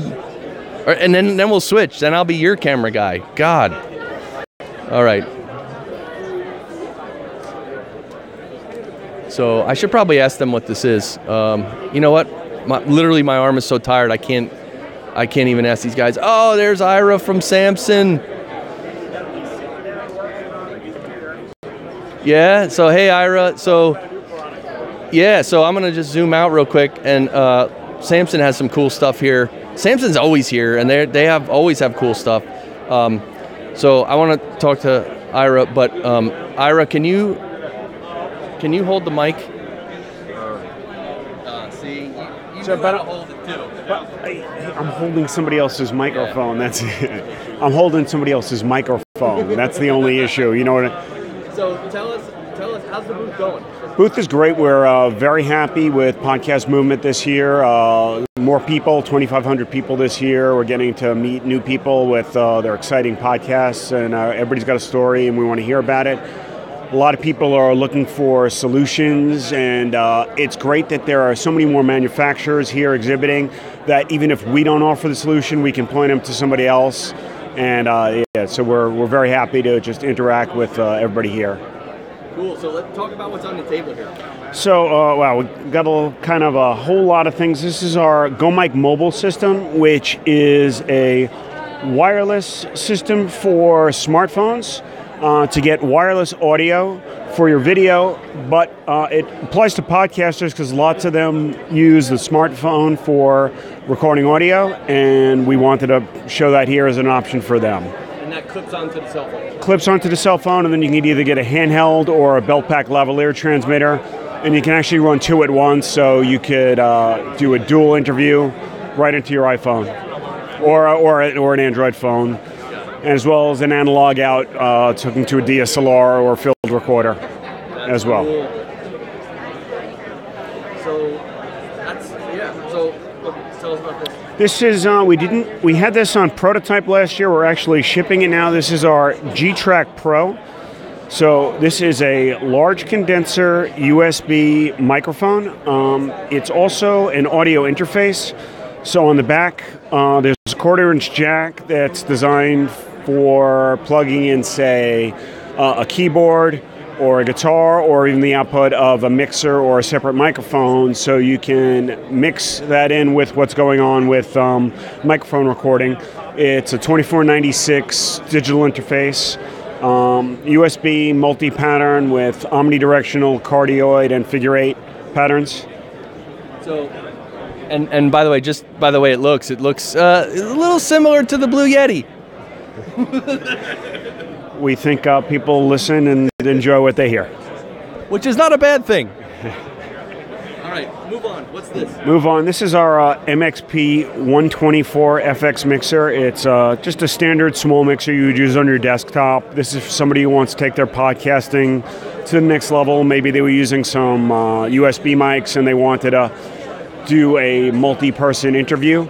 They wanted some real moving faders, and they didn't want to do everything in software. Here you could EQ and compress before it even gets to the computer. Maybe add some DSP, some echo, or some reverb, and do some multiple outputs via different buses. And if you want to take your podcasting up to the next game with multiple subjects, up to 4, this would be the way to do it. And then this little guy. This has been very popular. This is our QH4 headphone amplifier. This is a 4-channel headphone amplifier, with actually 4 independent amps, so you can plug 4 headphones into there, and everybody can crank it up, and nobody's going to interfere with the other person's output. It's going to be loud for everybody. It's got an auxiliary output, inputs a 1/4 inch on the back. It's $69, and everybody's been super thrilled with it. Cool. And what do you got up here on the... This is just that G-Track Pro I was just showing you with the shock mount and pop filter option. Oh, it's the same? It's the same one, yeah. So it comes with a real heavy-duty base so that it feels sturdy on your desktop. But the other option is you can take it out of the base and have it in a shock mount on a boom arm with a pop filter for that real pro look and sound. And of course on this one you have... This is our Q8X dynamic handheld microphone, so anybody who wants a dynamic microphone in a studio setting, pop it on a boom arm and you've got a nice sounding dynamic microphone for people who like that dynamic mic sound and pickup pattern and the tightness and warmth of that kind of sound. And of course you got I see the headphones down here. Yeah, these are our Samson Z55 headphones. These are studio reference headphones. These are going to be really flat sounding. They're not going to be super enhancing the mid, super enhancing the trebles and the bass. It's going to sound exactly the way it sounds on tape and like what a record producer would listen to rather than inflating the sound. So it's going to be accurate reference headphones. These are leather pads. They're real comfortable to wear. A couple different cable options, a long straight cable, a coiled cable, and a cable with smartphone button to pause and play and all that. And real short, getting to the smartphone. And then the last thing we have that we've been selling for a while is our Q2U podcasting pack. So this is our Q2U mic with a mute switch. It's got XLR and USB outputs.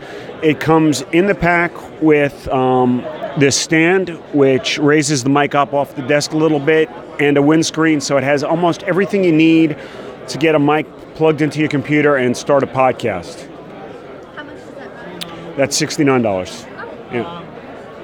Yeah, that's So we have to ship these, so postage is a concern. Yeah, this is great. Well, thank you, Ira. Thanks, Chris. Yeah, so this is great. And I was happy to be at NAB. Our booths were pretty close to each other, so that was cool. We got to hang out a little there.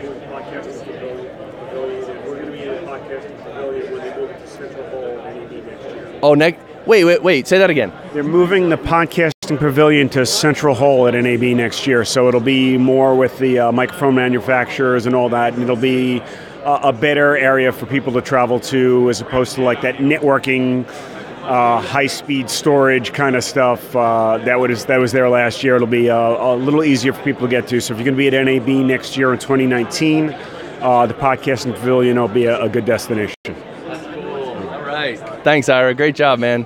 Yeah. Oh, that was cool. Very good tour. See, you gotta appreciate that when someone can, succinctly give you an overview of some stuff. What's up, buddy? Yes. My new buddy. Oh, dude. And here they are. Here they are. The boys. But Zach's not here. He's probably, well, we won't say what he's probably doing, but there you go, Squadcast. That's right, and here it is. I'm sure you've all, oh wait, here, this one has the cameras on. So this is what the interface looks like. That's pretty interesting. It's not even like blinking like it's out of sync. Like, when you take video of a screen, it does that weird thing. So, yeah, so Squadcast, here's the interface. I'm real happy with you guys are making pretty good progress, I definitely call it slow and steady. Not even that slow, but steady, which that's the important thing is you're honing this thing and steady in the right direction. Yeah. And yeah, that's cool. And I really like Squadcast. And I've talked about it on my show a bunch of times, and the one thing about Squadcast and I keep telling Zach about it, is that the ducking thing, the auto ducking thing. So, and he said you guys are working on it, which is good. So once that's in place, then literally, in my opinion, then you guys are directly,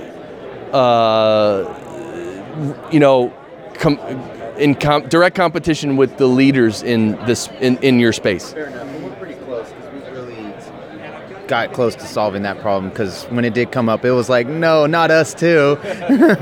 But it's unavoidable, I guess. But we think we found something, and it's been a much more consistent, less consistent. Yeah. So that's the thing. It's like the ducking thing.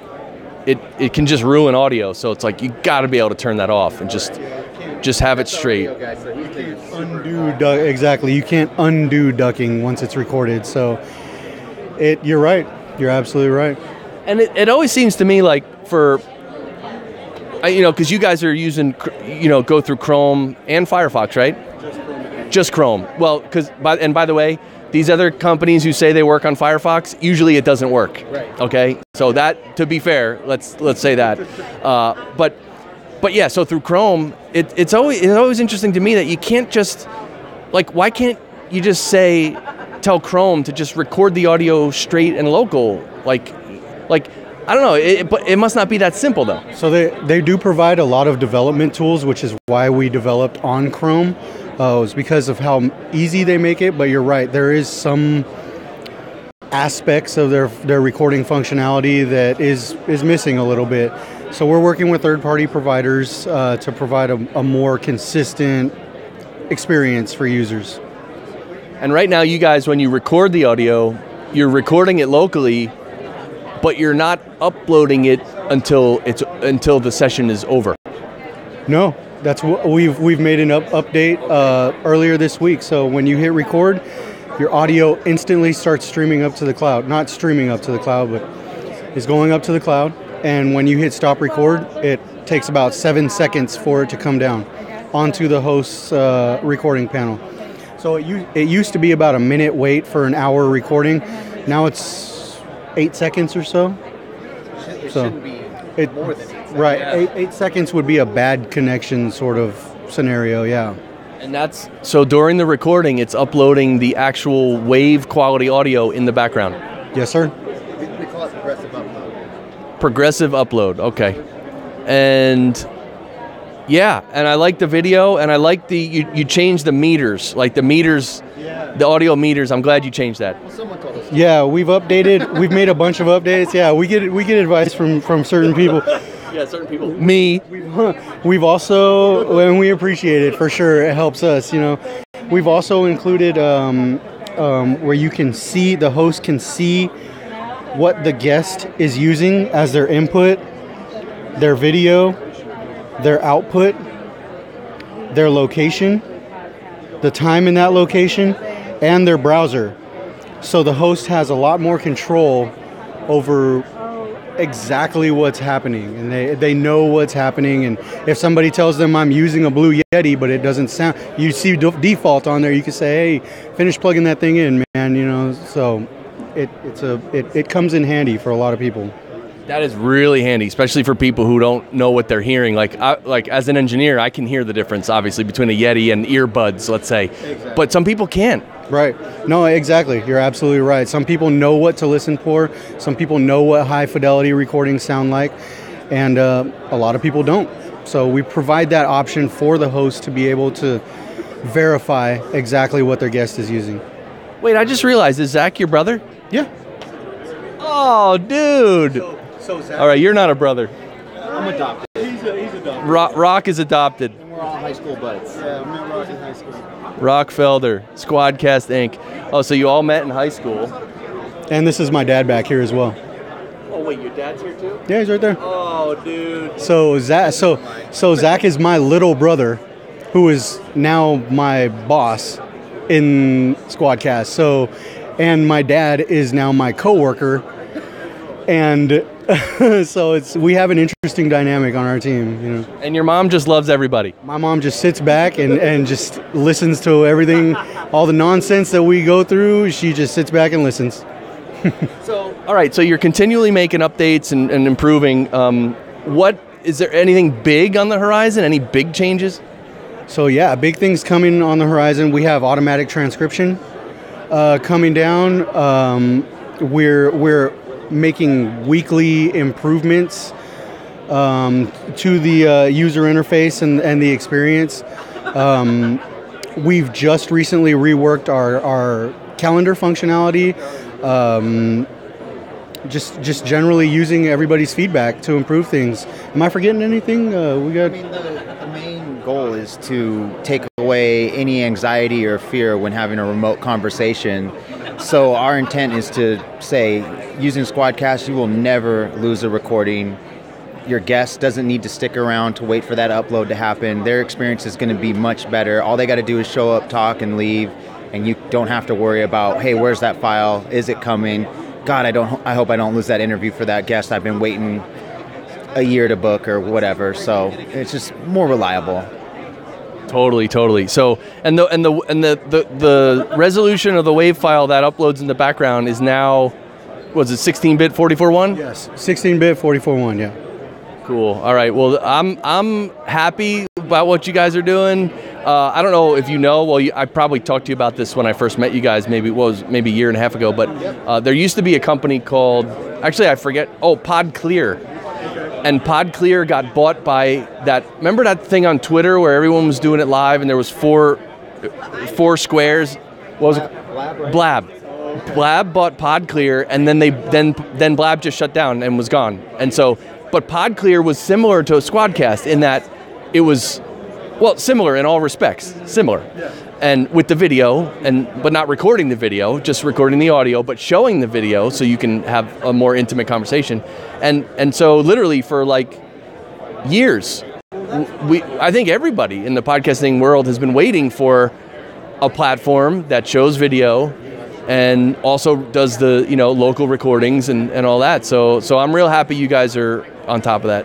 So one thing I did forget to mention earlier that's a large update coming down in the future is the video.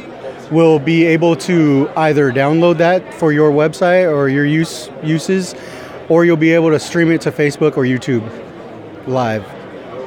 Do you have anybody using Squadcast yet, like when they're live streaming? Because I'm starting to live stream, and I also want to, like when I'm home on my desktop computer, I want to be able to connect people let's say through Squadcast, and then show those little circles or the rectangles on the screen and stream that. Are people doing that? Yeah, actually we have one user, I believe the podcast is called Those Conspiracy Guys. They're out of Ireland, Dublin, Ireland, and they broadcast the video using OBS. Got it. Yeah, that's cool, because I'm going to start live streaming show where I need to bring in other people on video, and it's like, well, I could do Skype, I guess, but Skype is Skype. It's like, about what's going on on the horizon, right? Yeah, Skype is great because it's there, but like, it's never my first choice, like for audio quality. It's not designed for that. So that's awesome. So I'm psyched for you guys. I can't wait to see Zach. And so congratulations on all the improvements, man. Thank you very much. We appreciate it. Thanks for stopping by. Thank you. Look forward to working with you. Yeah, absolutely. Well, I've been a customer of yours for since the beginning, I think. Yeah, I think you were one of our first. And I think, yeah. Well, I just thought of something I don't want to say on the broadcast. But yeah, well, it's live. This is live, so there's no cutting it out. This is great. And look at you guys. Look at your neighbor. Bunch of coffee pots. I love it. This is did you request this to be near the coffee? No, we requested it to be near the networking lounge over here, and they surprised us with the coffee. So that's pretty awesome considering we came from the West Coast and we're 3 hours ahead now. So came in real handy. That's awesome. Well, great job, guys. We'll see you again. Take care. I'm going to continue moving. I'm going to go watch a movie. All right. Well, this is what time is it? Oh, it is 2:06. All right. So I'm coming up on 2 hours, I think. 2 hour stream here. And this is awesome. We got to talk to the sound devices guys. Yeah, because this is a booth where you just need to have like a moment of silence, I think. When you just, some of this gear, like when you look at it, like, we just need to admire, right? That's a MixPre 3 right there. Chris, can I answer any questions? Yeah, no, I'm streaming live. I need someone to tell me all about everything. You want to tell me all about everything? Everything related to MixPre. Everything. No, I want life advice. I want, relationship advice. I'm not the guy for that. You'd be better off with someone else. Let me put a face to that. Yeah, so just grab that. There we go. Hold the cable. Okay. And take it away. All right, so the MixPre series is Sound Devices solution for podcasting with 3 models, the MixPre 3, the MixPre 6, and the MixPre 10T. The 10T will probably be the least amount, just because the amount of microphones that someone typically uses for a podcast doesn't really require 8 microphone inputs. Those are very special occasions, but we can accommodate that if necessary. So the MixPre 3 is a 3-channel 5-track recorder, and the MixPre 6 is a 6-channel 8-track recorder. Why the +2? Your left-right mix. So in addition to recording isolated tracks for every microphone input, you also have isolated tracks for your left-right mix. So a couple of things that makes MixPre's unique. For starters, it's completely mobile and operates off of batteries. But when connected to a computer, it pulls power from the computer, in particular the 3 and the 6, and therefore you can bus power it and use it as an interface. Here's a neat thing. It'll operate as an interface and a recorder at the same time. So you can do a couple of scenarios. One, record on your laptop and record on the device as a backup at the same time. So, scenario 2, record on the device as a primary and then stream live. So in the event that your internet connection goes down or your computer or your software crashes, the backup recording remains. Another neat thing that we've introduced recently in the latest firmware version are cue markers and a feature called Remix. So let's talk about cue markers. Cue markers, by tapping the letter Q on the screen, you can drop in cue markers when you're changing conversation topics.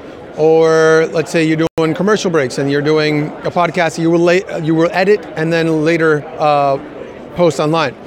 So those cue markers are supported by the standard protocol of Broadcast Polywave, and they will show up on your, for example, on Adobe Audition. So if we zoom over here, and I can show you By the way, I'm just going to show the MixPre 6 real quick. I showed the MixPre 3 earlier, but this is the MixPre 6. This is what it looks like, and pan it down a little. Sorry. Yeah, that's okay. There we go. That's just what the device looks like. I wanted to show them. So, all right. Perfect. So if we stay here, previously I recorded a test track, and I dropped in 3 cue markers. Those cue markers just show up perfectly on Adobe Audition. Another thing I can show you with Adobe Audition while we have it zoomed, I can go up to this side. Sorry, I can go up on this side. I want to repeat that. I recorded a session previously with cue markers, and I dropped the cue markers in there, pulled the file, loaded it on Audition, and here are the cue markers. And by the way, cue markers are handy too, because in podcasting, if there's a mistake or someone makes a mistake and wants to say, oh, let me start that answer again and stuff like that. So it's very handy to mark those spots when you know you're going to have to make a significant edit later. That's a great example. Another thing I can show you while I have Audition open is I can go to the live section. Here I have 3 mono tracks open, and the mono tracks are assigned to the USB sends from the MixPre 3. So microphone 1 is connected to channel 1 of the MixPre 3, and channel 1 is coming over here via a USB channel. Now this is a really neat thing. if I play back audio from Audition, I have routed a USB return from the computer to the MixPre 3. So let's zoom over here and let me show you what that looks like. These are the live mics. I'm gonna turn this down, and I'm gonna come in here and just route the USB return. So when I hit play on the computer, I can listen to that file play back over the MixPre 3. So let's say this is not Audition playing back. Let's say this is a Skype call or a Zoom call. So now I have my audio return coming in. Another neat thing too, if you're doing a live stream, is you want to do a mix minus setup. And that would be in the output section. And in the output section, so it's actually a little difficult to see the LED screen. Oh, why don't you come on this side? No, it's not the angle. It's my phone and the camera on my phone. It's like the contrast. Let me try to zoom in. No, don't worry about it. I got you because I know what's going on. What's going on is the brightness is really high. So if I do this, oh, that's a lot better. It looks a lot better, right? So let's do that again. So in a live stream scenario or in a Skype call, for example, right. If I manage to return my computer audio via the USB return to the third channel, this will naturally go back to the USB left-right bus to the computer, and you'll create a loop. So in order to avoid that, it's a very simple way to do a mix minus. You go to your menu, you go to outputs, you go to stereo left, and instead of selecting your left output to go to the left bus to go to the left output, you can just choose the channels of the microphones that you have live. You do that on the left side, and you do that to the right side. So now, I can have the USB return on channel 3, but it doesn't feed my left-right bus. And I prevent the loop from happening. However, this doesn't affect your headphone, so you can listen to the Skype call and the live microphones in your headphones at the same time. Sweet. So this is a great way to get either a live stream or a Skype call into your MixPre 3. So I think those are like the highlighted features. There's another feature called Remix, and I think you're going to like this. Let's say you're doing a live take in a location that you're not going to get a second chance to do. And just like you can record your left-right mix, you can record your ISO tracks. However, there's a feature called Remix, and Remix allows you to correct a mistake that would normally be done in post. So I'll set an example. We're doing a live interview, it's mobile, and everybody has a wireless microphone. And somehow one of the talents, their microphone battery dies. So naturally you would have to make that up with another microphone, let's say a wireless boom. And the way to correct that in post is that file would go to post, and the editor will look at the ISO tracks, locate which point of the recording the lav battery died, and make up for it with the audio from the boom. Well, with the Remix feature, you can do that on the spot. And it's simply turn on the Remix feature, go to the record section, and access the feature that's called re-record your left-right. By hitting that button, you have the opportunity to listen to the track in real time, and when the track that dies, when that track comes up, go to the boom track and turn the level up as you're re-recording it in real time and leave it there. When it's finished, you would have fixed something that you would normally do in post. That file right there is ready to go. Yeah, and it's cool too because that's as Joel was showing me yesterday, that how when you the whole thing with so if you record 4 separate tracks on the MixPre 6, and if you actually record the left and right as well, it just by default kind of mixes those 4 tracks into a left-right mix. But let's say you want to turn down one of those tracks. Like let's say the guy on channel 4 was really loud and you want to turn him down. Well, you can turn him down and then remix it, and it'll overwrite the left and right mix on the MixPre 6. And then your left-right mix will be correct. So that one guy's not too loud. One last thing I want to point out is that these devices have Bluetooth built in. And Bluetooth allows you to communicate to a free application that's both Android and iOS. And this application is called Wingman. And Wingman allows you to arm, disarm tracks. You can start recording remotely. And by hitting record on the iOS device, in this case, it will remotely trigger record on the MixPre. of your selection. Another really neat thing too is that you can go into your file list and access previously recorded files and go into the notes section and take notes. In addition to renaming a track. If you know this is going to go to editing and you share a microphone, at one point in the conversation, you may want to say, all right, this microphone was handled by George, and now this microphone is handed over to Sarah. You can rename the track to match the person, so the editor knows the name of the track of the person that they're editing. Right. In addition to any additional notes you would like to put in to metadata. So this is awesome, and really we didn't talk about the basics of the MixPre 3 and MixPre 6, which is fine. We can't cover all that here, but I have to say that I've been using my MixPre 6 now for a while, and it is such a well-built device and such a high-quality audio recorder in terms of the preamps that it's really it's just great. I was telling Joel yesterday that I actually don't even like to take my MixPre out of my studio because I just want to leave it there to be there to work really well, and you know what I mean? Like leave it plugged in and just don't mess with it. Well, MixPres have the microphone preamps found in our other recorders that are doing audio for big budget films and big budget episodics. Right. So you have that sound quality, but in addition you have the workflow, and you can't have one without the other. Right.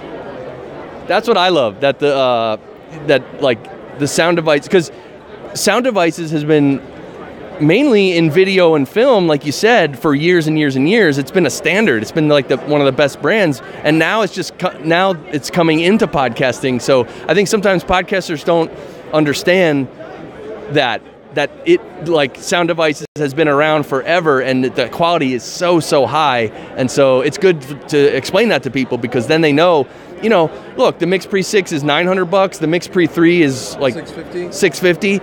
That's a lot in the world of podcasting, but the quality is just ridiculously awesome. You're going to buy it once. Yeah. That's it. And there's enough gain in these microphone preamps that doesn't require additional products to boost low-level output microphones as well. Exactly. So you're getting a lot with the product. Exactly. So this is great. So thank you, Gabriel, Thanks for having me. Yeah. And thanks for working the mic, dude. That was awesome. I've been walking around trying to juggle, and so that was really helpful, and great job, man. Thank you. Thank you very much. Yep. Yeah, and we love sound devices. I love Joel. Hey, man. Hey, good to see you again. Yeah, good to see you. And sound devices too. Yeah, and so I'm actually gonna just run over here to the Zencastr booth and sit down. I just realized that my phone, it says it's at 15% power.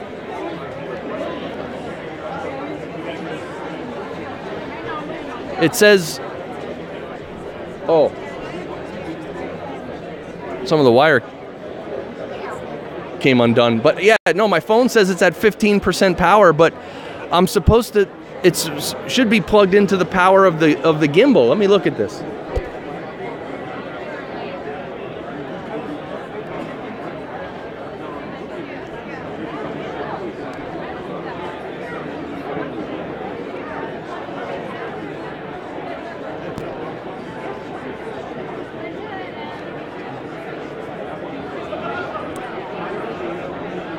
See, I have it plugged in. I have the power. The power from the gimbal to the phone is plugged in, but I don't know why it's not charging my phone. So anyhow, well, I think I'm right around 2 hours anyway. I don't really know, but this has been awesome, and I think I'm going to punch out because I may have to actually break down this booth a little early for Zencastr, and then I got to make my way over to our meetup, which is going to be at Sounds Like Soma. It's about a 15-minute ride away from the Podcast Movement venue. It's going to be fun. So, yeah. Anyway, so I've invited a lot of folks that are here to come over there, and so it's going to be fun. So, all right. Well, look, I hope this was fun. I wish I had the whole afternoon. I would just keep streaming, because, and if I had someone to hold the camera, I would love this. Just walk around and have fun talking to people. it would be great. But anyway, my battery's dying, and at the same time, I have to do other things. So thank you for watching, and I'm sorry I couldn't look at the comments more. Oh my God, I'm sorry. Big learning. This is a big learning experience for me, and so I appreciate you, being patient with me to figure out this whole streaming thing, because I really want to do it right. And obviously, like the audio, I think I'm doing it really well, because the shotgun mic is really good. Obviously, some of the people I'm handing this mic to, they have a little better mic technique than others, but it's all good. And so, all right, I'm gonna punch out, Maverick. And I forgot, I gotta go drop off this equipment, because Opie from Opie and Anthony is going to be talking at one of these, I think at 3 o'clock. That's 38 minutes. So I got to get going. So thank you for watching. Look, podcastengineeringschool.com. That's the website where you can find everything, all the links to everywhere and everything. And this has been fun, so I hope you enjoyed it. Peace out. Rock on. See ya.